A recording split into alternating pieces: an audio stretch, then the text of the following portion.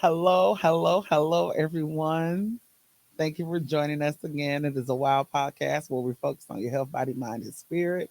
I am your host, Jaquel, and we are diving in once again on our grief and healthy journey that affects our mental health. I am just so humbled to constantly being able to be a voice for those that suffer in silence. And I just thank you so much for joining us each and every time. So, our last podcast, time was slipping away from me. And so we didn't finish to really dive into what we were definitely in the heart of a great conversation, but we wanted to continue and finish it. So we're just going to kind of jump right into that part today, because I definitely never want to leave you without solutions um, when we talk about a current situation or a problem. So if you didn't see episode 2, definitely go back and recap and watch it. So we were talking about pretty much the acceptance versus dealing with grieving. We talked about more in depth of all different types of grieving. We talked about loss of employment, whether it's voluntary, involuntary. We talked about the homelessness. We talk about if you lost a pet. We talk about, losing someone. We talked about loss of limbs. Um, going through those changes. If you were in a car accident, I gave an example, and now you lost a limb, you lost the arm. Um, or your body's not functioning the way it used to, and how do you deal with that mentally, physically? So today, because of the time, we could not continue with some therapeutic measures. So we want to talk about those, about how the therapeutic measures affect your well-being, versus if you're accepting or if you're dealing with it. And we want to bring that to everyone's understanding, because once again, we are people that we think that, oh, if we're dealing with a situation, we accepted it, and not necessarily. Sometimes I use the analogy on the last podcast about the rowing of the boat, and that when you're in this boat by yourself, if you just allow the waves to carry you, it's going to carry you somewhere, right? That's when we're just dealing with the situation. But when you become an active participant of it, you are now saying that I'm accepting what's happening. And now I'm going to use these strategic tools to press forward, to go into my next place, however that looks for you. So that means if I'm going to physical therapy because of what I'm dealing with in my body, if that means that I'm seeing a therapist, I am taking therapeutic measures, you are an active participant. Doesn't mean that you have to accept it and, their truth, your truth, but we're accepting so we can move and process forward. So I want to kind of touch on that today. And then so we're just going to consider a part 2. What therapeutic measures are we taking? What influences us and our health and well-being as these therapeutic measures? Um, are you really taking self-care? Okay, because you know me, I'm always trying to be transparent every session, because this is not robotic. This is really me talking to you. Um, are you just being active in your self care? Or are we just going? Mm. Some of my therapeutic measures, and like I said, sometimes I was just dealing with it, going through the flow, just allowing the process. I was stuck in the emotions of my guilt, stuck in emotions of this and that.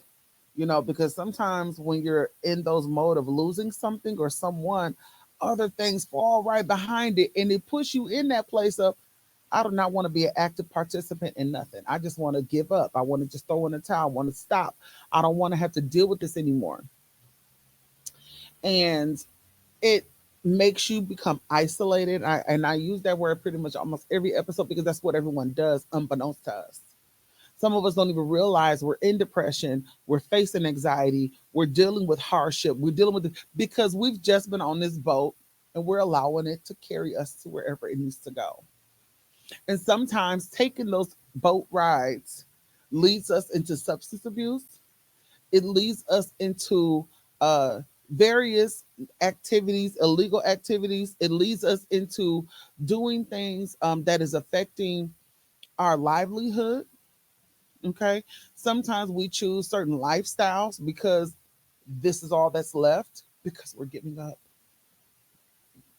And because of the things that people have said back to us, that we received, that we accepted, that we're applying to our life in a negative form, that we're never going to be anything, that, there's nothing good that's going to that's going to come out of us, that you're this or that. We've accepted so much abuse, even in our grieving stages, that we accept what it is. Hmm. And where does that lead us? In our last episode, we talked about Eeyore and how he just was a person of self sabotage. We begin to just hold on to those things, and we really absorb. We eat those words. Okay. We allow everything to be processed, and we're digesting. We're accepting it. And and instead of us, I'm not gonna say in order, but instead of us not accepting it, we try to numb the pain with various different avenues. And those are not the healthy therapeutic measures that you need in order to properly grieve. It affects your mental health. And then we constantly go back to what we feel is helping us in that moment, because for that 5-10 minutes, it probably do feel good. And let's be real. For that 5 to 10 minutes, this is the most peace that I've gotten. But some of us never recover. Some of us that do conform to substance abuse, some of us don't recover out of that. The lifestyle of that has consumed us, has taken over. And what we thought was just a little hit has now overtaken our body, mind. And there's nothing else that we're able to do. That's why some people end up having what's called overdose, right? We're trying to find other ways negatively to help us overcome our deep rooted pain, our deep rooted issues. So we got to stop picking off the branches, picking off the leaves, and let's go all the way down from the trunk to the root of what it is that is causing you to still be in this stagnation place of grieving. And it's negative. When it comes to your self care, are you actively taking self care, Jaquel? Can Jaquel answer that? Yes, I can. And I'm going to tell you, not all the time. I sometimes put other people in front, right? I'm a mom. I got to do this. I got to do that. I got to take care of this. I got to take care of that. I have to do this. I have to do that. And I had to really like self reflect and say, your blood pressure is still elevated. You're still having these issues, concerns. What is the problem?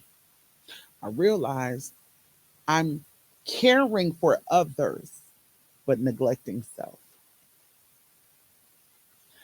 I'm accepting. I'm no longer dealing with, I'm being an active participant, but I'm not accepting the fact that sometimes when I say I need my me time, I'm still including others. It's almost as if we go through that attachment of me being, alone to just take care of something. And some people say, oh, I don't have that problem. But some people do, right? You know, I had a challenge for myself. For a few weeks on Tuesdays, my husband and I will go on these little dates to the movie. $5 Tuesdays. I don't think they $5 more, but you know what I mean. We go there. We had a date night, and we started this way before our child came. So we would hang out, and it was just something for us to do. So a challenge to myself was go to the movies during the morning while he's at school. That way you don't have to worry about his needs. You don't have to worry about nobody else's needs. Put your phone on silent. I've always let somebody know, like, hey, I'm going to head over here just so they know that I'm okay, an accountability partner. And I will say it was nervous. Like I'm going to the movies by myself. You know, I'm taking care of a need that I want to have. Now, as a, before my husband and I even met, I was a single mom, so it was always, my son and I going on dates. We're hanging out over here. We're doing this. We're doing that, and I still somewhat was still neglecting my own self care. Right. Even if I would take us on different trips, I was saying, "Oh, this is my way of getting away," but I was still taking care of someone else's need. It's not a knock. I just want us to be more subconscious of what we're doing. So some of the things that I started doing that's therapeutic for me, I love cooking. I love to just be in that aroma of different smells and how everything is coming together and prepping and slicing and that was our love language in the house, especially with my husband and I. If we had a catering event, if we had this and that, we were in that kitchen and he's playing the music, which I'm gonna talk about music in a moment, playing the music, and we're just having fun and we're loving it. That's a therapeutic measure for me. Now, at first, during the passing of my husband, I didn't want to cook. I didn't want to be in the kitchen. I didn't want to do this. I didn't want to do that. So others were helping out, but Jaquel, you still have to take care of, yourself. You still have a minor. What are we going to do? So I started taking what would be a bad or a sad moment to making it a positive experience. So now my our baby, he's definitely Peyton Chef and Mommy Chef. Like he wants to really be engaged in this active. So what am I doing? I'm also building new memories. Um, I wrote down a few things: having dinners, taking a little mini vacation, even if I'm just going to a hotel to put myself in that hotel for that 1 day, 2 days. I have to start thinking about my well-being. If I'm going to the gym, I'm actually going to the gym for myself, not for the family today. It's for myself. I need to physically get some of this tension out of my body. And you'll see that when you are going into a healthy state and different healthy stages, your body reacts to it differently. You're not just dealing with it mentally, because mentally your body is taking it, your brain is absorbing everything that you're thinking about, you're processing, and now the body is reacting to that tension. So you're wondering why you're waking up and your body is aching. Not it's not always about the food. It's also what you're mentally telling your body. When you're telling your body that you're upset, you're tense, your body is, I'm mad, I'm angry, this and that. Your body is tensing because it has to put you in those poses, in those postures. So going to the gym, releasing. I always talk about my meditation to God, my focus scripture for today. What am I trying to do to better myself today? What am I declaring in my day? What am I setting forth for myself? This just didn't happen overnight. It took time. For somebody to sit up there and act like it's going to happen within 24 hours. Some people, it takes longer. And I need you to understand it's okay that it's taking you longer to get out the bed. It used to take you 5, 10 minutes. When you hit the alarm, you wake up, you literally wake up.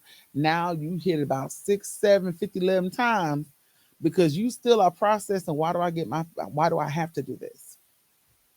But the more that you include yourself in therapeutic measures, the more you include yourself into doing things that's going to help you physically, mentally, emotionally, spiritually, it is now putting you now at a place of your body is becoming less tense. Your blood pressure starts decreasing. You even see yourself physically losing weight. You see yourself, your skin color is even changing because you're in a whole different stance. Like our body reacts to everything that we say and do. Um, my instructor, uh, when I used to go to Cardinal Stretch, I didn't understand like why he was so adamant about um, people taking mini vacations. And it was because of him that I started forcing myself at that time, taking once a month. And he said, I don't care if you're going to a hotel. You put yourself in there, you turn your phones off, you turn this off. And he said, watch how your body reacts. And I did it on a whim, thinking he didn't know what he was talking about because I was trying to challenge him. Because that's what I told him. I said, I'm gonna take your challenge, and I had to go back and eat those words because just that one weekend, I felt amazing. I didn't, the phone. I text people to let them know what was going on, and I just focused on me. You know, and with me doing that at that time, I didn't understand how much my body needed that, how much mentally my brain has just been an overload. And our emotions also brings in either tension or um, tiredness. We're feeling draggy, we're feeling sluggish. All of these things can impact our body. And so detoxifying your body is not just about food. And I want to put that out there. Sorry for everybody that's on the, different kicks. It's not just about food. Sometimes detoxifying your body is about those that are around you. Separating yourself from negative people that mean you no good. What is important to you at that time? Your joy, your peace, your happiness. And when you start saying those things, you started noticing that, you know what, I'm not even going to answer my phone call today because this person, this individual right here, I really can't deal with them right now. I got my own stuff going on. And it's okay. It's okay. I'm here to tell you, I know I'm smiling, but I promise you it is really okay. And if they cannot understand or respect your feelings in that moment, you know what you got to do. People look at me crazy when I say I don't play about my peace. You know, I don't even like to use the term like, oh, they crazy. I take it serious now. I don't like to use that, oh man, you crazy. You don't know what you're talking about. Those things, life and death is in the power of the tongue.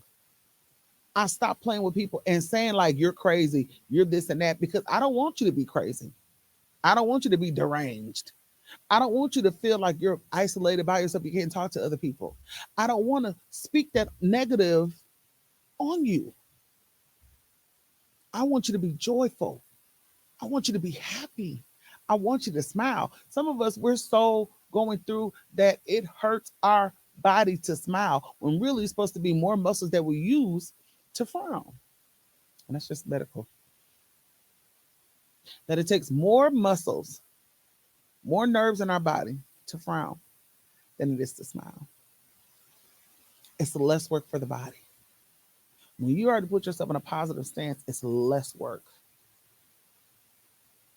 Um, when I walked in, my producer was playing music, and he's like, I always like to set the tone, set the atmosphere. He said vibe. That's what it was. He said vibe. I like to have a vibe. I was like, okay, so I'm listening to the music and I'm listening to the things, and I told him, I said, wow, that's one of the things I'm talking about even therapeutic with music. How? Because I mean, he was getting up, moving, like, hey, I was like, okay, look at you. Because I love to see people smiling in their element. And he's a person of music. Like, the man is absolutely amazing. So to hear him giving me knowledge on different music, and he's very eclectic, and that's something that you can, you're learning from everyone else, right? So I've always known that music is very therapeutic, but music can also be an influence. You don't want to touch on that too much because some people get sensitive. But what are we listening to when we're grieving? What are you listening to in your moment? Like, you know, there are songs that I listen to that reminds me of my father. And sometimes if I'm sad about it, I can't listen to it because the tears will be flowing. Right. A lot of times when my husband and I would cook in the kitchen, I already knew it's about to go down when I hear, you make me happy. Yes. Everybody, doom, doom, doom. You hear that at what? Almost every family reunion. Everybody's going to do the electricide or whatever the hottest dance that it is. Everybody's coming together in a joyous occasion, right? But then when you hear certain songs, it'll make you become violent. It'll make you become depressed. It'll make you be dealing with anxiety. It'll make you feel like you're literally on Um, you might need to take steps towards recovery. Oh my gosh, I can't even think of her name, but there's a song, they try to make me go to rehab, right? And people, we were singing the song so fluently, just effortlessly. Yes, didn't work. Thank you. And we're sitting there just laughing about the song, but the lady was actually crying out over a situation she was going through. Right now, there's a popular song, "My Anxiety." Da-na-na-na-na-na. We're so used to the old school song. Those of us that's up there, we know that it's a different song. But she did what's called a cover. Am I saying that right, Tom? Okay, thank you. I'm educating myself at the same time. So she did what's called a cover, and then when she did this cover, she talks about a mental health that she's dealing with, and we're singing the song "My Anxiety" because she was saying my anxiety. Now I've come into agreement now with what she's talking about, and I'm pushing this on myself. I'm already grieving. I'm already dealing with a lot. I don't need to be paranoid now of the things that I'm dealing with, but I'm accepting this song. I'm coming into agreement with the song. I'm taking on to the things that I'm hearing. Um, Funny story. It's funny, not funny, because I feel bad because there's my son, my older son was in football, and my husband and I were getting ready to take him to practice or a game. And I always love hearing, I don't know the person that does, it's a rap. And he's like, "You people praying on my downfall," and I'll be in the car, who, because to me, I'm getting hyped for the game. I'm already getting hyped for the game. And I was like, and so one day my son was like, "Why do you always want to hear that song?" It was that song that right after that I want to hear, "All I do is win, win, win." And I was like, because people be praying on your downfall and they don't know that you're gonna be successful. Da, da, da. And so my husband just turned it down. He was like, "Do you really know what that song means?" I was like, "Yes, people be praying on your downfall." He was like, "Right, right. Most definitely not." And when he told me what the song actually meant, I was like, "Oh, oh man." What we say, I clenched my pearls. I was just like, I didn't know that's what it meant. I was so geeked to hype off the music, hype off the rhythm, and I was ready to go in at this football game, had my cowbell ready to ring it, you know, because that was the flow and the rhythm that my body started taking from listening to a song. Our body perceives and is influenced by the rhythm of the music, by what we hear. You know, almost every morning when my son and I get ready to go to school, I love him hearing Doggyland affirmation song. I am someone special. I'm like, yes, I am so. I started taking that for myself, and my son being sitting in the back. My family loves me. You know what I'm saying? And it starts making you, I am smart. I am. And so you are building up character even at their young ages for them to know and have confidence in who they are. But what are we listening to when we are in these modes? What are we accepting in these songs? I'm sorry if I'm crying. Sometimes I can't listen to the blues. Can't listen to the blues because the blues gonna take me down. Okay, I can't listen to the last $2 when I ain't got no money. I'm being real with these last $2. I can't listen to these last $2 because all I got is $2, and I'm not gonna give it to anybody. I'm not gonna do this, and I'm not gonna do that. I take these, and I know it may be comical, but I just want to bring to our attention that music influences, and sometimes it could put us in a more depressing state. And then there are songs that are positive and they will lift you up and they will uplift you and they will bring you to a place and bring you out of your pit. I'm not saying every single day that I get up, every song takes me, take me to the king. No, because it's not every day that I'm listening to a gospel song for a positive affirmation. Sometimes it's doggy land. Doggy land, yay. Bow, wow, wow. Okay, come on, Snoop. What we gonna listen to today? Speak to me positively. Sometimes I don't even want to hear nobody vocally. Maybe today is classical music. Sometimes it's smooth jazz. And as this, I'm writing, I'm journaling, I'm giving reflections. I'm just having a moment of just putting my feet in the sand, and I'm at the lake just chilling, just letting the music just have its own, and my body is just detoxifying all of that negative energy out of me, all of that negative, and I hate to say energy, but all of the negative tension. There you go, tension out of my body. We're at a place, and we're meeting the crossroad, like I said, of the acceptance and the dealing with it. Now with our therapeutic measures, yes, you're going to your therapist, right? You're going to your counselor, you're going to your psychotherapist, you're going to your psychiatrist. Yes, you're meeting with your pastor, you're meeting with the different ministers and staffs at the church. Yes, you're praying. Yes, you're reading your scripture, you're reading your word.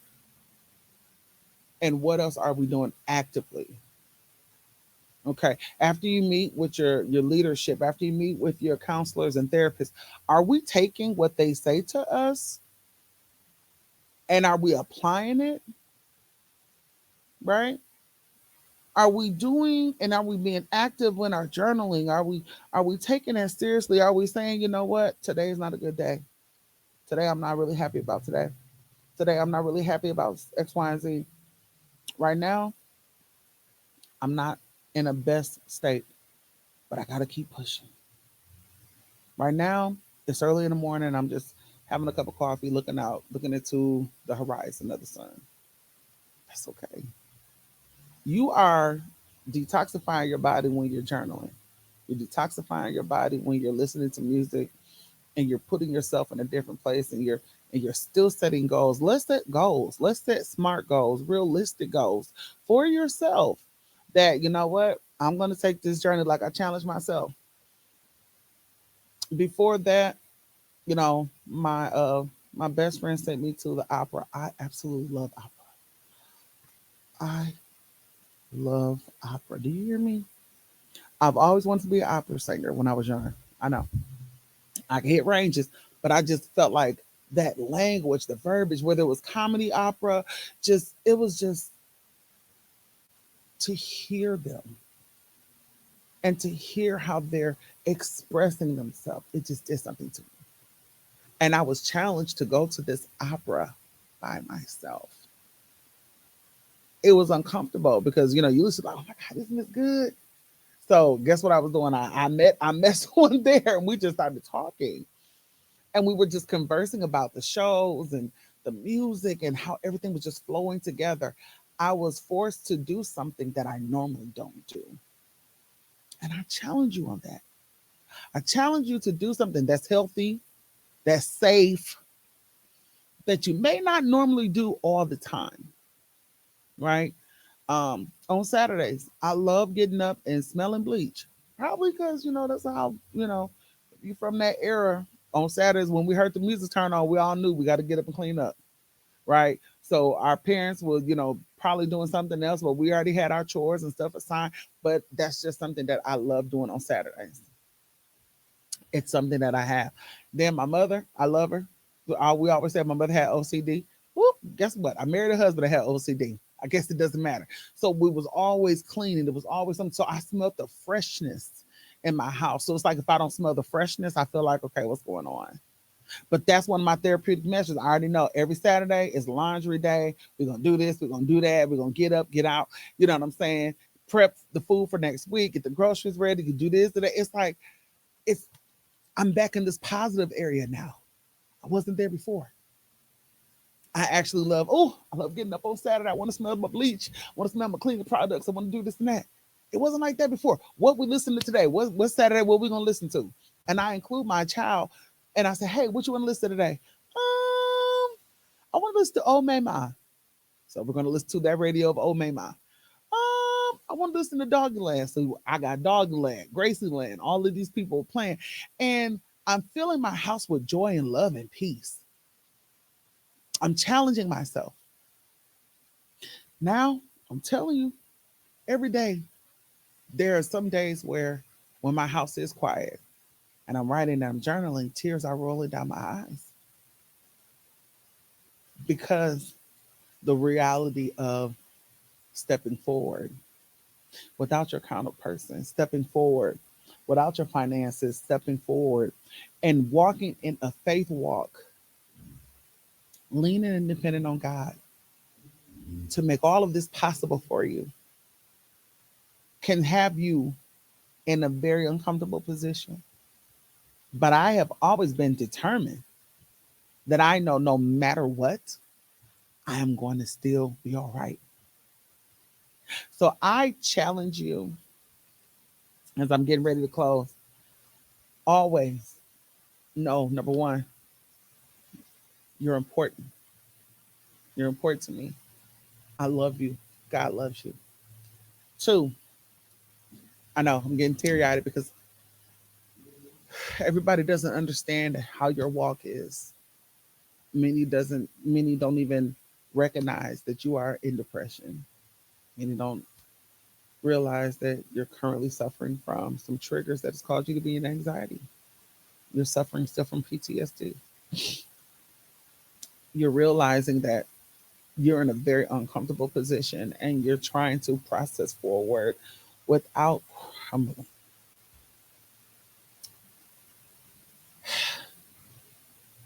You're in a place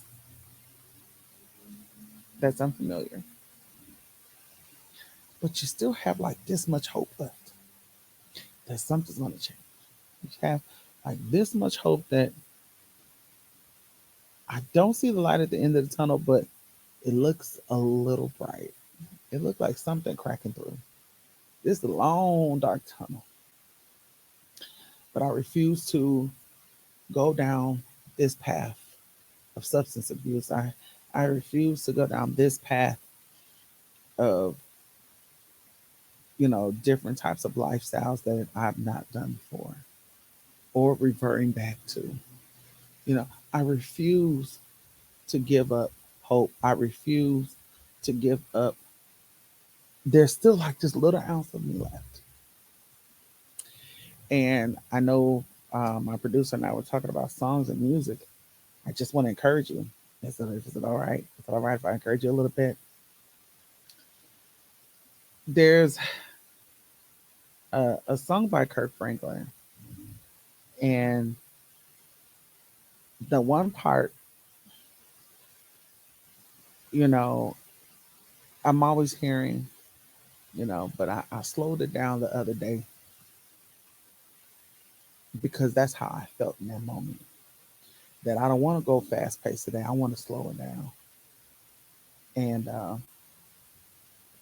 it said, and I got my tissue just in case.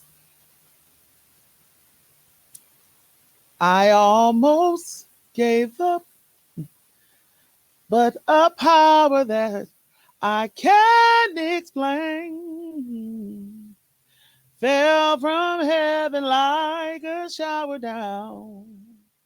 And then they said, I smiled, even though I hurt. See, I smile. I know God is working, so I smile, even though I've been here for a while. I smile.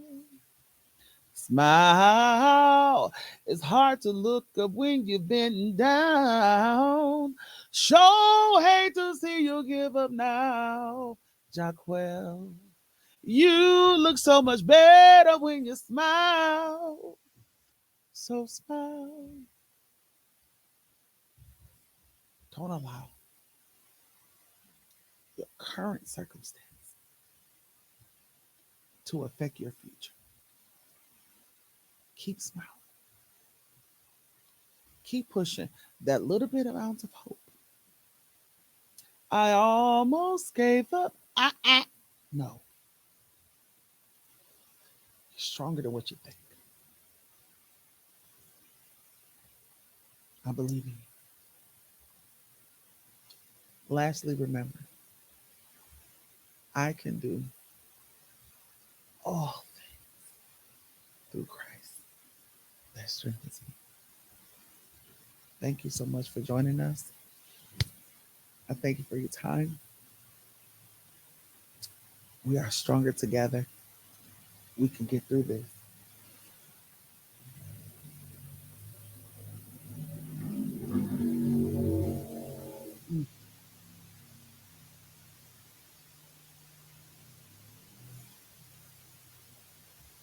It's okay if tears come down.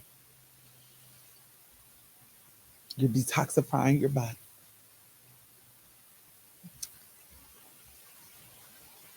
It's okay if you're crying. Sometimes your body is expressing what's been holding in inwardly.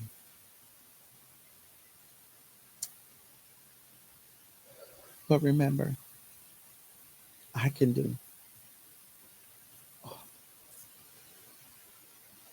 Until next time, guys, have a great day.